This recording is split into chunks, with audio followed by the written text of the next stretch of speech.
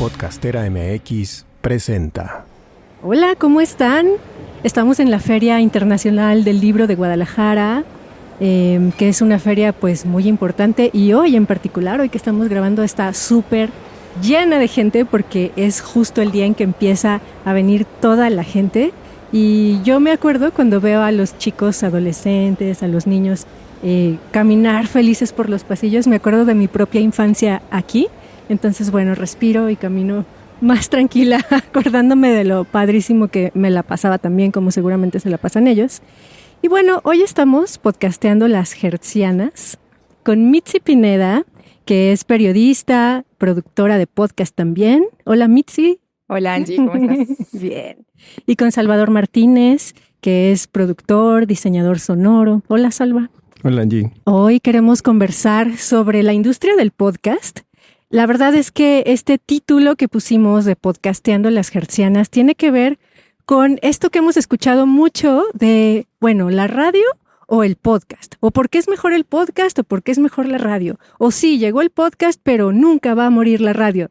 Y en lugar de pensar en la radio o el podcast, pensemos en la radio y el podcast y los otros medios. Entonces, hoy vamos a hablar de transmedia y también me gustaría escucharles tanto a Mitzi como a Salva y a las voces que tendremos más adelante acerca de cómo construimos la industria del podcast, porque estamos en un momento en que la estamos construyendo, quizá, pero ¿cómo se ve eso o cómo queremos que se escuche eso en el futuro?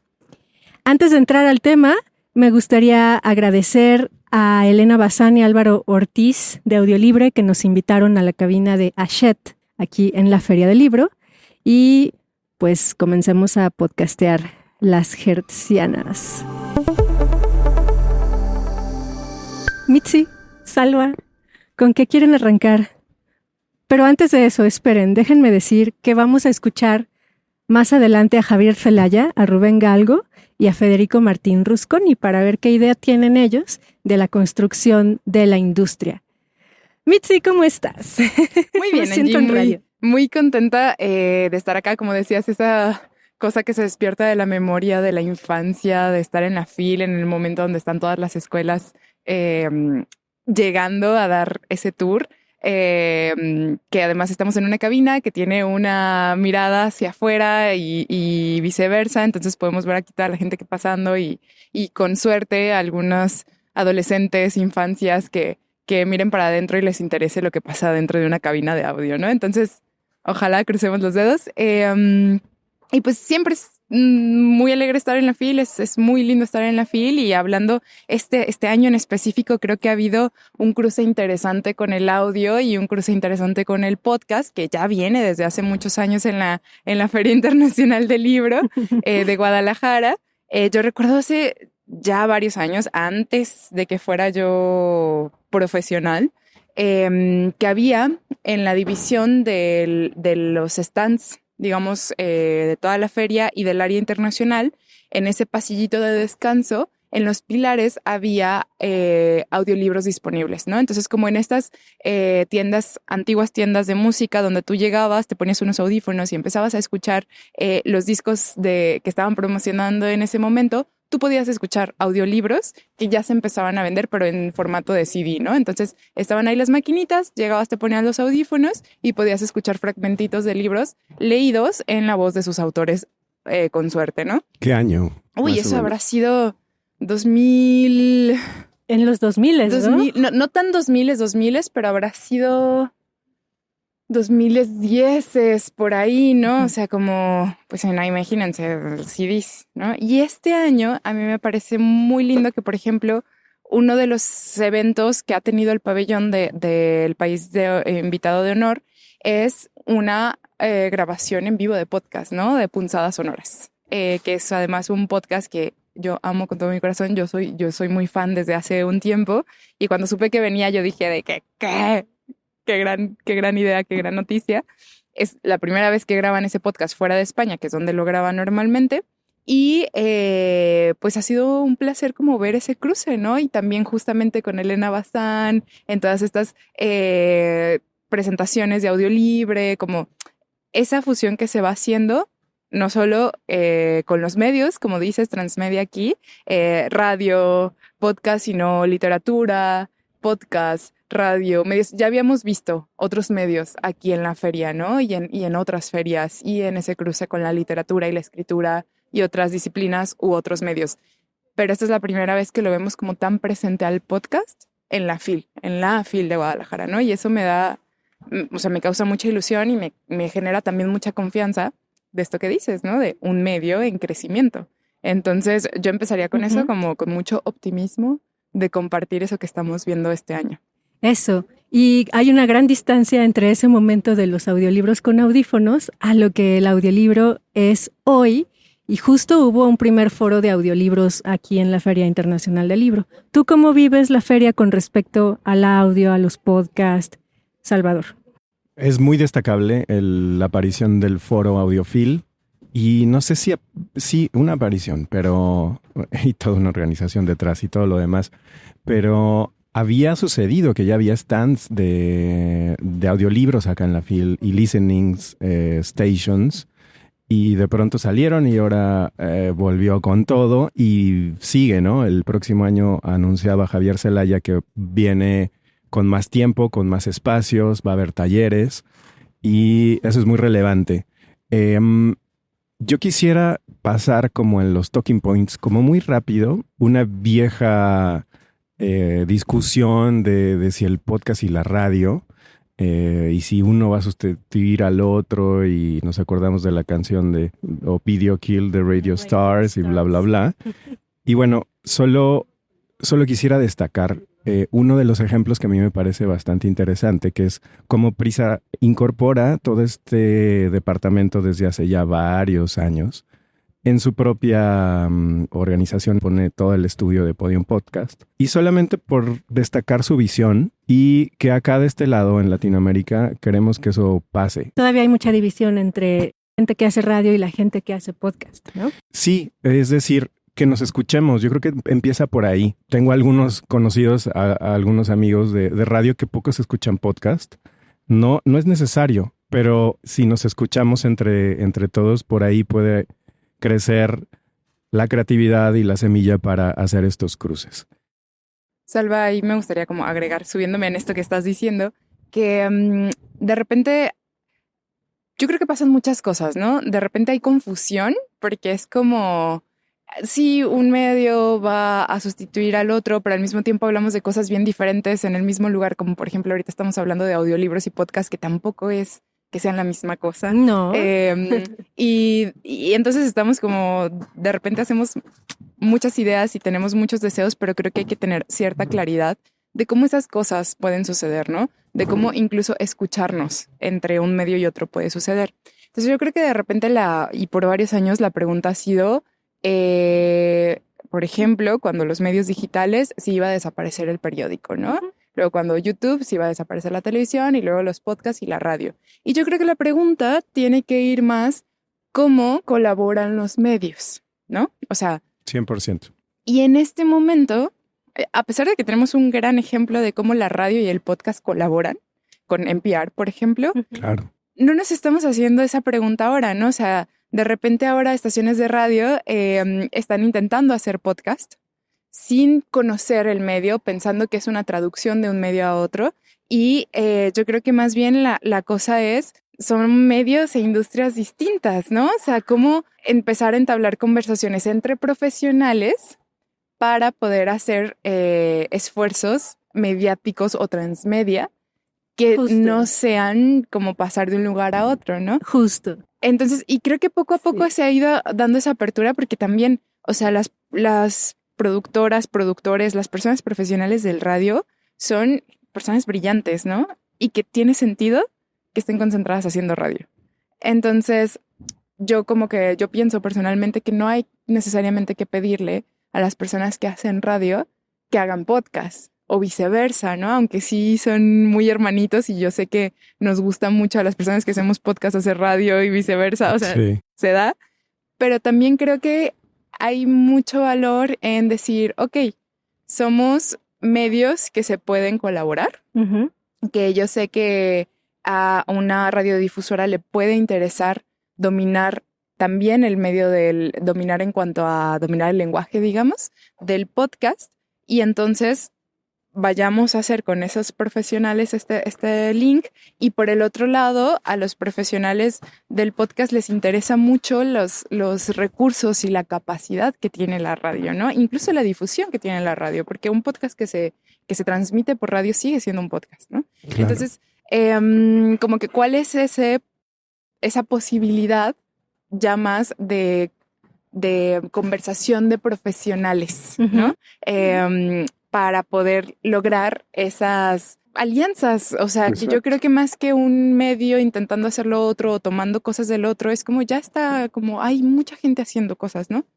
Como cuál puede ser el puente para esa conversación y esas alianzas profesionales. Qué bonito el destacar este momento de la reflexión, porque yo estoy entendiendo que entonces lo que hace falta son espacios de reflexión sobre la comunicación y sobre el transmedia y sobre los medios, ¿no?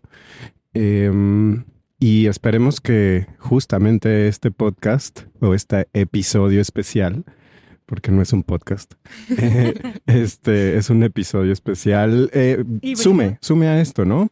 Porque sí es traer a la conversación, sí es hacer festivales, y es bien bonito ahorita nombrando la palabra festival, tenerte aquí con este gran triunfo de dar a luz Sonar.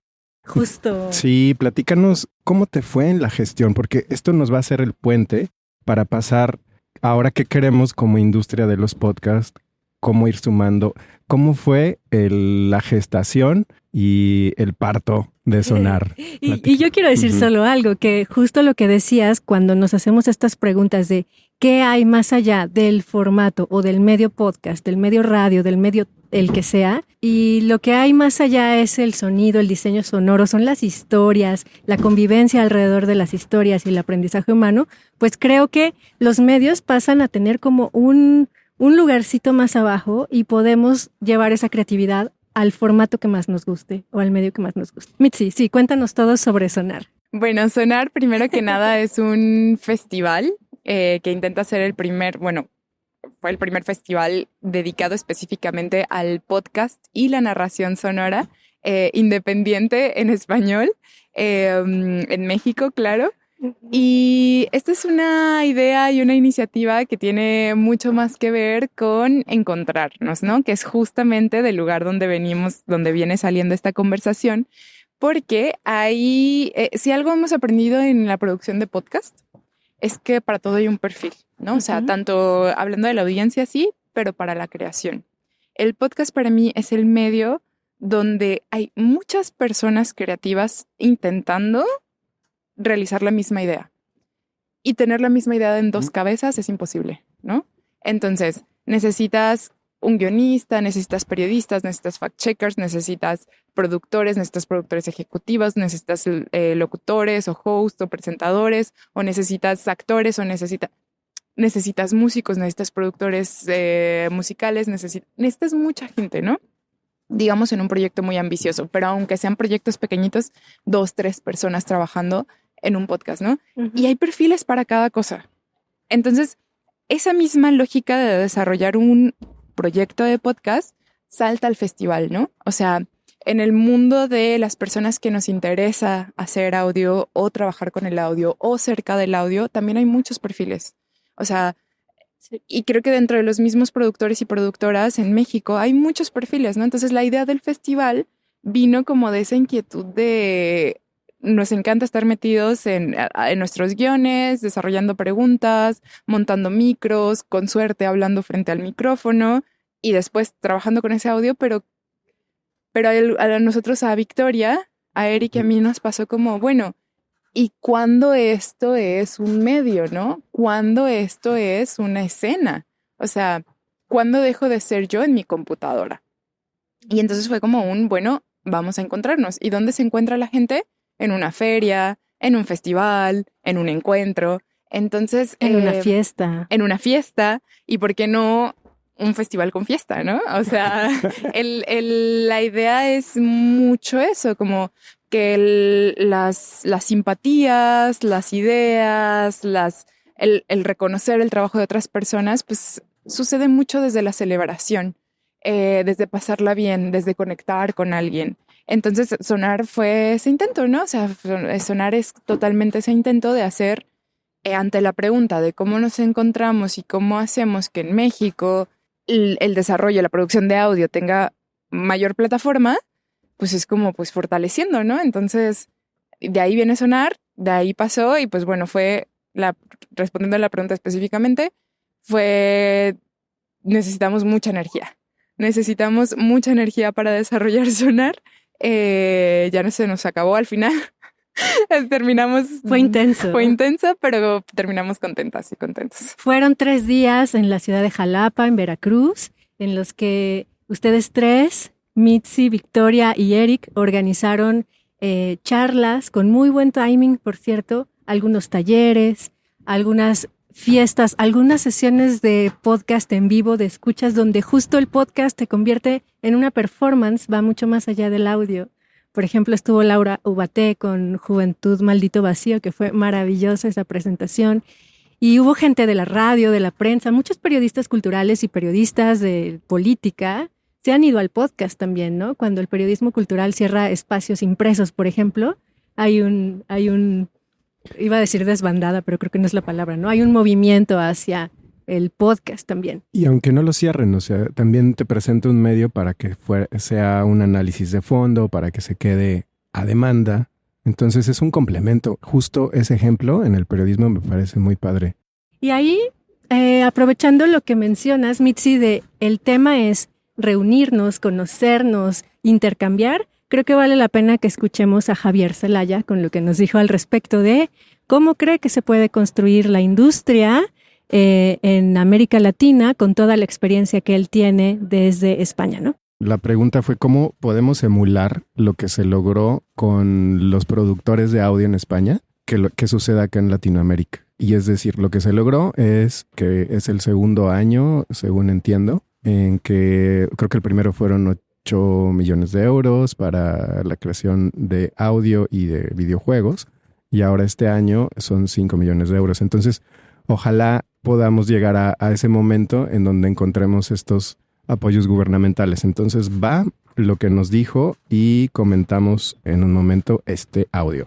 Vale, pues mi recomendación sería que los diferentes países formarais entre todos una delegación conjunta, con el fin, en primer lugar, de compartir datos del estado actual de la producción de contenidos audio en vuestros respectivos países, para agregarlo conjuntamente con el fin de que ese volumen total haga que tenga más peso vuestras reclamaciones como región y luego individualmente como país, ¿no? Porque para alertar, tomar la atención de una administración pública sobre la importancia de ayudar, subvencionar, financiar una nueva industria, primero tiene que valorar, contextualizar su tamaño, ¿no?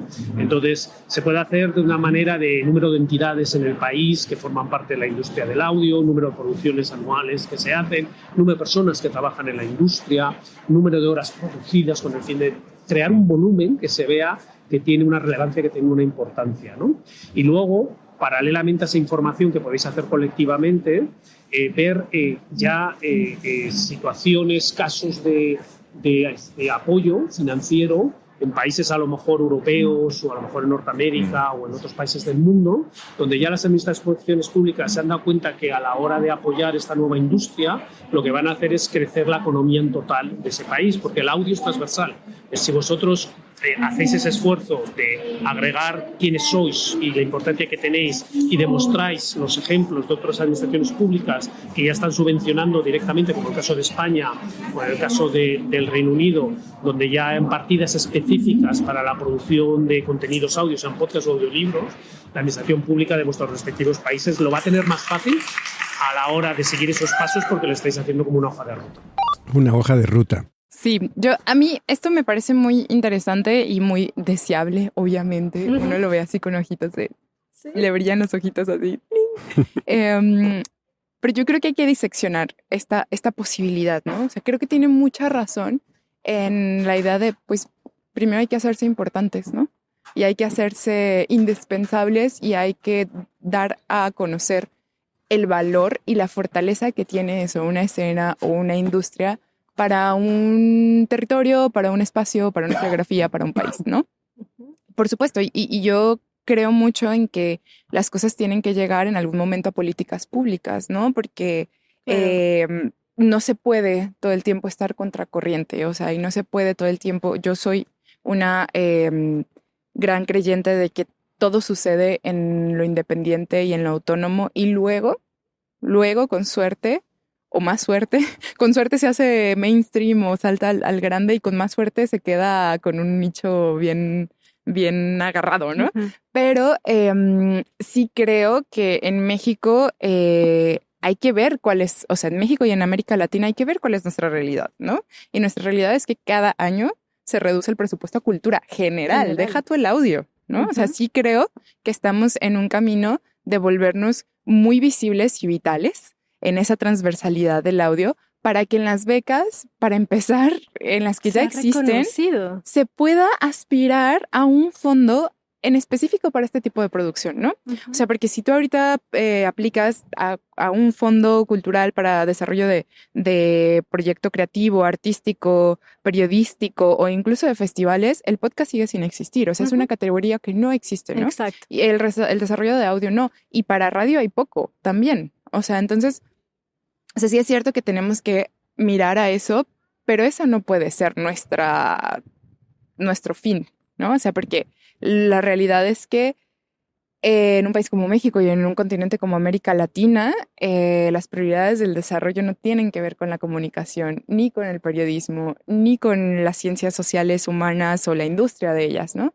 Sino con la manufactura, la industria automotriz, el desarrollo tecnológico, la extracción de recursos naturales. Entonces, si bien yo sí tengo ese objetivo y esa mira de que en algún momento se pueda hacer política pública, porque sí, en la política pública hay pocas cosas tangibles, yo creo que no podemos estar mirando a España como si fuéramos la misma cosa. Sí, no simplemente emular algo.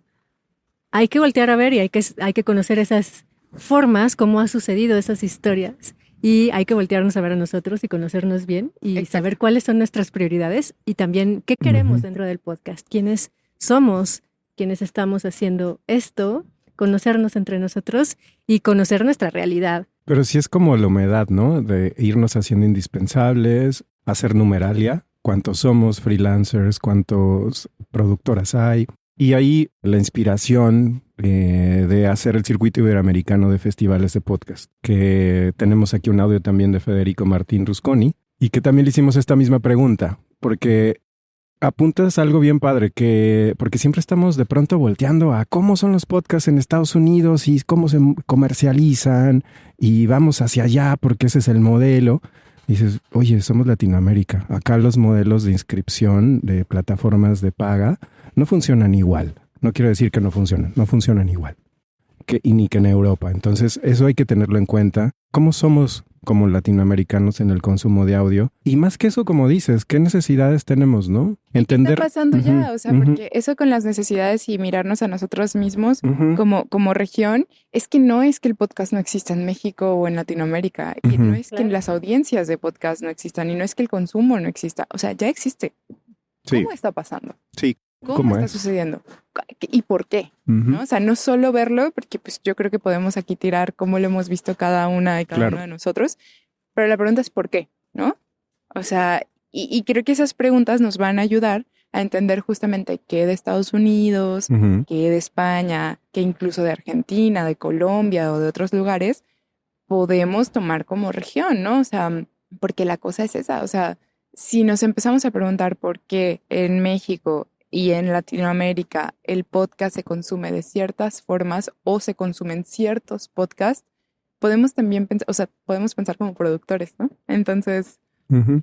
Sí, y para mí el podcast ha sido una puerta a mirar a Latinoamérica, a escuchar los acentos de América Latina, y eso ha sido de las cosas que más he disfrutado en lo personal, y conocer un montón de gente como la comunidad de oyentes de Peces Fuera del Agua, y conocer todo este trabajo que ya estamos haciendo en México y mirando hacia el sur. Y aprovechando que miramos hacia el sur, ¿por qué no nos das un poquito de contexto de Cifespod y enseguida escuchamos a Federico? Rusconi. Fue fundador de Festival Estéreo y productor desde hace más de 15 años de podcast en Argentina. en Rosario, es el Festival Estéreo. Y de pronto dijo, oye, pues somos varios festivales y festivalitos y vámonos uniendo, va a ser un bloque, pues justo para hacernos fuertes frente a posibles gestiones de bajar fondos. Por ejemplo, me parece que está trabajando una gestión con el Banco Interamericano de Desarrollo. Entonces, ¿y por qué no escuchamos y disfrutamos el acento argentino aquí con su voz? ¿Va? Para que empiece a suceder en Latinoamérica lo mismo que sucede en España, donde el Ministerio de Cultura hace una inversión económica en pos del desarrollo de la industria cultural del podcast, yo creo que hay que hacer un montón de cosas, pero voy a intentar resumir todo en 3 puntos que yo creo que son de los más importantes. Número 1, la existencia de más y mejores eventos alrededor del fomento del podcasting, alrededor de no solo la formación, sino también mostrar el podcast como una industria cultural que puede ser vista por el público, puede entretener al público y por lo tanto puede llenar teatros, puede vender merchandising, desarrollar la industria cultural como tal y competir con otras industrias culturales. También en esos mismos eventos compartir espacio con otras industrias culturales, ya sean algunas más hermanas, como es hoy en día el streaming en Argentina y en el resto de Latinoamérica, como puede ser también algunas más alternativas, como pueden ser el teatro o las artes visuales, y otras con las que tenemos muchos puntos en común, como puede ser el cine y la música, y que están integrados en nuestros productos. En segunda instancia, creo que es recontra importante que generemos lazos de comunicación con las instituciones gubernamentales de nuestros países y mostremos que el podcast tiene potencial como industria cultural y, por lo tanto, en ese sentido, el gobierno entienda que hay actores con los cuales dialogar. También en ese sentido también es importante que los productores de podcast nos organicemos y nos reunamos en cámaras, en organizaciones. Todo lo que da cuenta de organización le da a un Estado la tranquilidad de que hay más que 2 o 3 personas queriendo hacer un algo.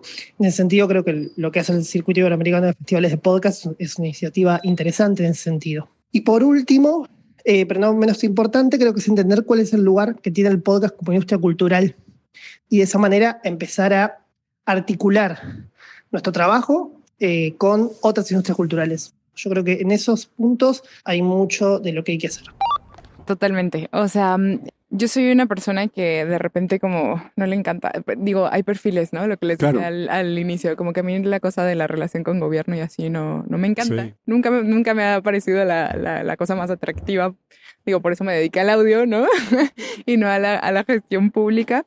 Pero creo que es verdad, ¿no? Lo que me parece más interesante de esta parte es que hay que hacernos visibles, ¿no? De nuevo, llegamos a ese lugar otra vez. Hay que hacernos visibles incluso desde esta parte que dice como productores en este programa y cuando nos sentamos a hablar de podcast, hablamos de eso, de la industria y el gobierno y juntarnos y hacer y deshacer.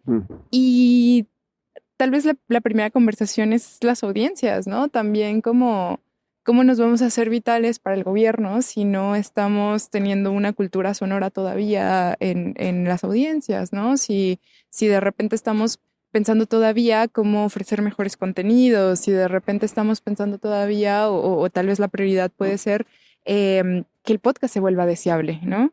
Que se vuelva deseable para otras generaciones, como rangos de generaciones, como otros rangos etarios, quiero decir, que todavía siento que de repente nos pasa eso, como que estamos, cuando algo está creciendo, estamos como tan apabullados por absolutamente todo que ya no sabemos para dónde voltear, ¿no?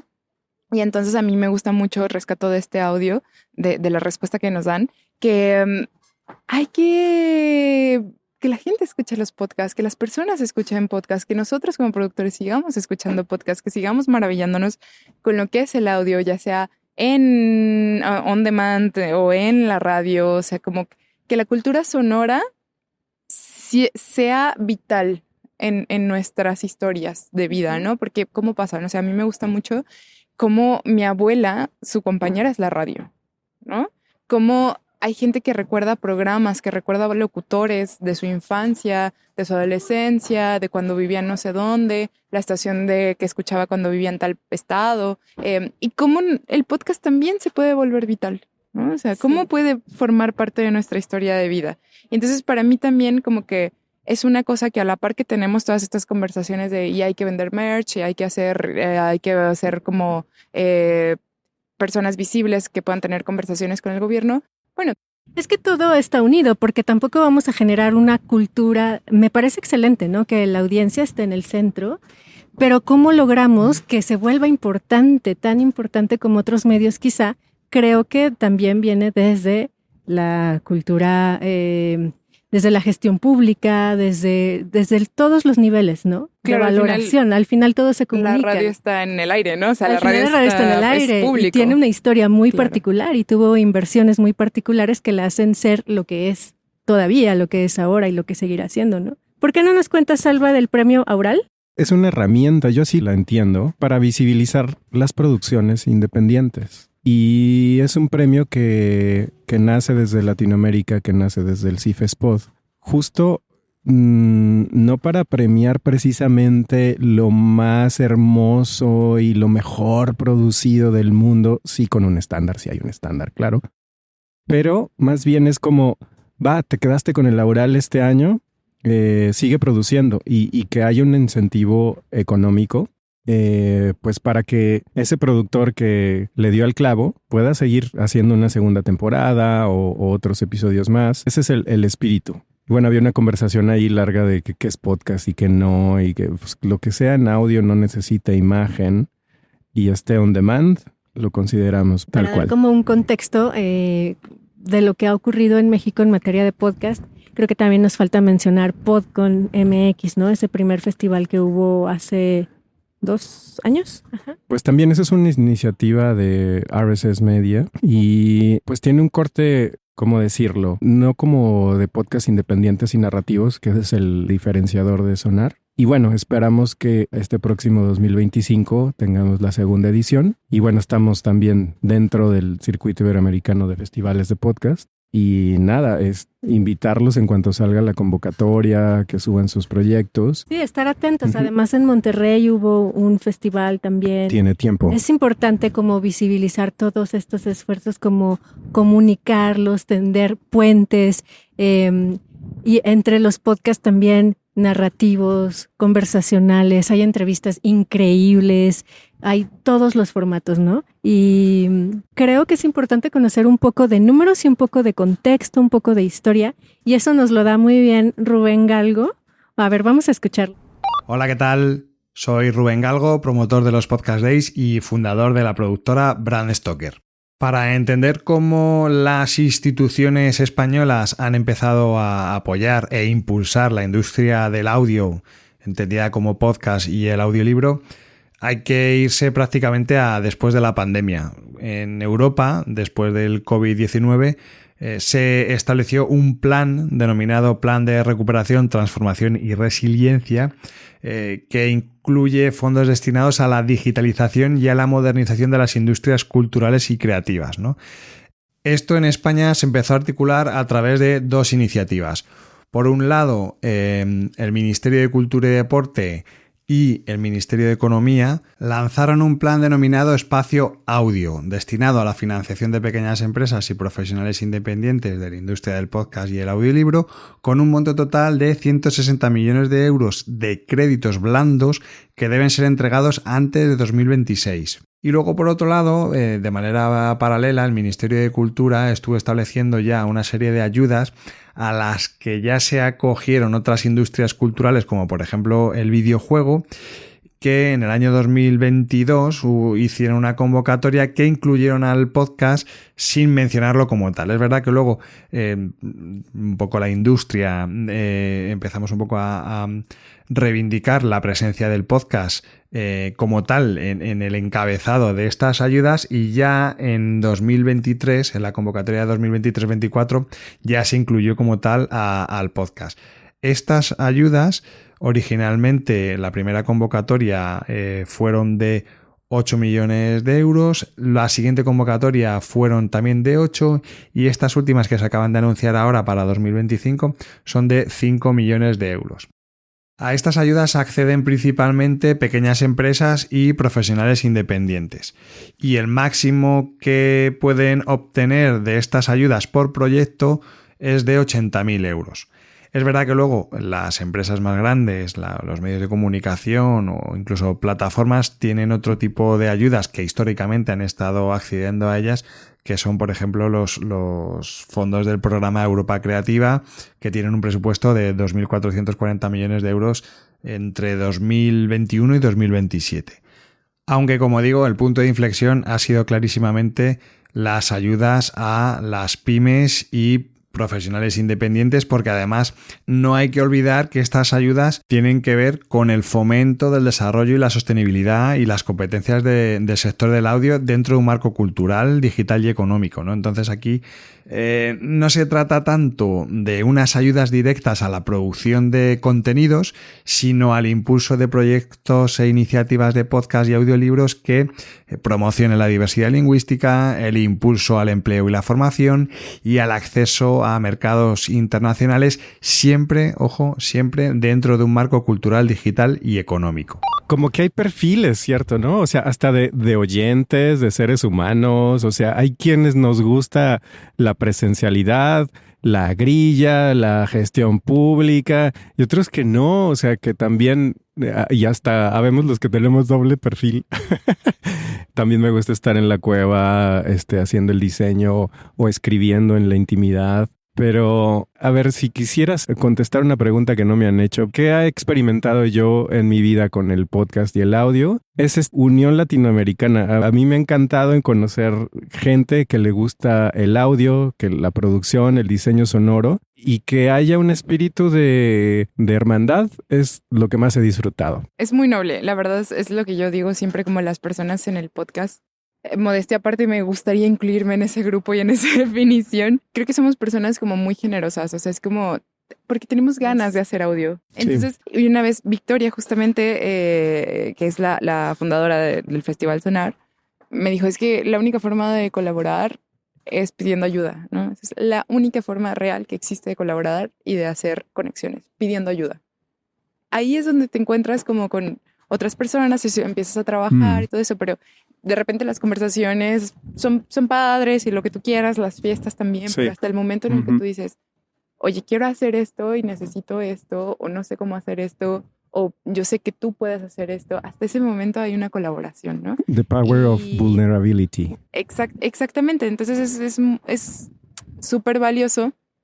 Tal vez sí con miras a lo que pasa en otros países como España, Estados Unidos o el Reino Unido, pero mientras tanto, mientras esa mira, en los feminismos incluso se habla de las utopías, ¿no? Como que siempre hay que tener una utopía y en el momento en el que no la tienes, pues ya no tienes horizonte, ¿no? Uh-huh. Entonces, a mí me parece increíble tener una utopía donde justamente ya existen actores que pueden tener una discusión como pública sobre esto, pero mientras la mira está allá y queremos ir para allá, como, ¿qué vamos haciendo en este caminito, no? O sea... Y se me haría muy interesante resaltar esta idea como de primero, segundo, tercer mundo, o la utopía está allá y nosotros acá. O sea, siempre en un tema de lo siguiente hacia adelante. Y no más bien esto lo que está pasando ahora en Latinoamérica es lo que está bien y lo estamos haciendo bien. ¿Cómo hacia dónde vamos? ¿Qué podemos mejorar? Pero sí, dejar de estar corriendo detrás de una zanahoria. Es un tema filosófico. Sí, digo que a final de cuentas es un poco lo que nos convocó aquí a esta conversación. Es eso, ¿no? Lo que está pasando allá. Y es lo que le estamos preguntando también a nuestras voces que estamos escuchando. Entonces, pensando desde ahí, pues es eso. Pero también es cierto que hay que mirar todo lo que ha pasado, ¿no? Sí, o sea, sí. Hay gente que tiene muchos años haciendo podcast en México, incluso cuando no había esta posibilidad de levantar la mano con alguien más de, oye, a mí me gusta, ¿no? O sea, entonces...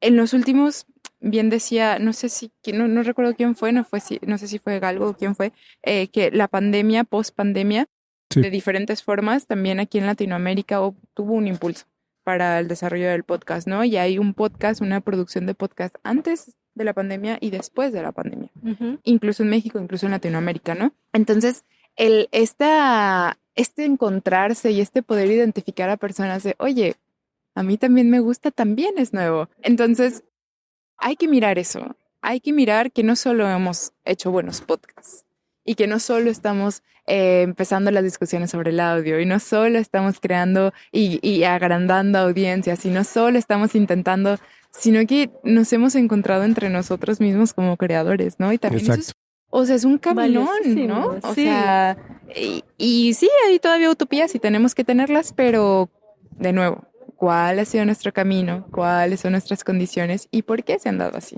¿No? Entonces...